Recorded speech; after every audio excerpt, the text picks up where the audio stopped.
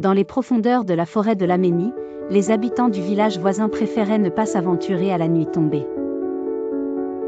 Une légende ancienne parlait d'ombres murmurantes dans les bois, des fantômes d'âmes perdues qui cherchaient une échappatoire, chuchotant des secrets terrifiants dans le vent glacial de la nuit.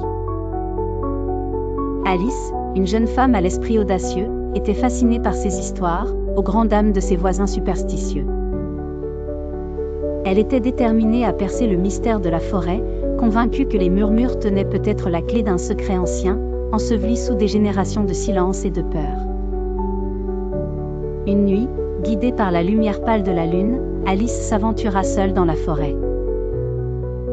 L'air était imprégné d'une humidité froide et d'un parfum terreux, et les arbres se dressaient comme des sentinelles sombres, leurs branchages dansant au rythme d'une mélodie lugubre jouée par le vent. À chaque pas, le craquement des feuilles mortes sous ses pieds semblait résonner comme une alerte pour les créatures invisibles qui peuplaient ce royaume sylvestre. Bientôt, Alice sentit une présence autour d'elle, presque imperceptible mais insistante.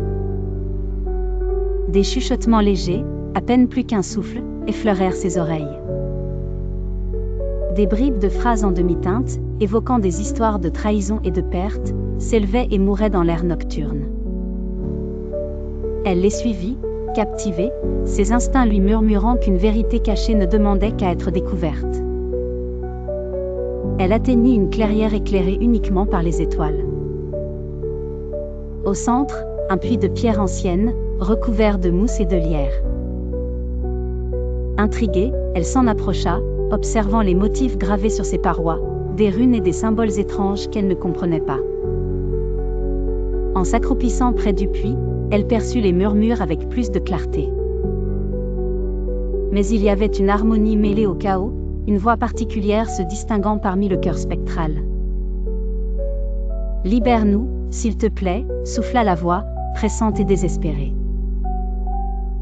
Alice, le cœur battant, risqua un regard dans l'obscurité sans fond du puits. C'est alors qu'elle comprit que les ombres ne cherchaient pas seulement à effrayer, mais à communiquer. Elles n'étaient pas malveillantes, mais prisonnières. Se souvenant d'une vieille légende qui parlait d'un portail emprisonnant les âmes, elle réalisa que le puits était en réalité un verrou magique. Déterminée à aider ses âmes, Alice se mit à réciter un ancien chant de libération, appris dans un vieux grimoire ayant appartenu à sa famille. À mesure que les mots s'échappaient de ses lèvres, une brume légère émana du puits, emportant avec elle les murmures dans une ultime note d'espoir. Lentement, les voix s'éteignirent, et l'atmosphère changea, chargée d'une quiétude nouvelle. Les ombres disparurent avant l'aube, et Alice quitta la forêt, laissant derrière elle un lieu enfin en paix. Les villageois, bien que sceptiques, remarquèrent que les murmures avaient cessé. Et même si Alice ne parla jamais de cette nuit, elle savait que, quelque part dans l'obscurité de la forêt de l'Aménie, elle avait ramené la lumière à des âmes tourmentées.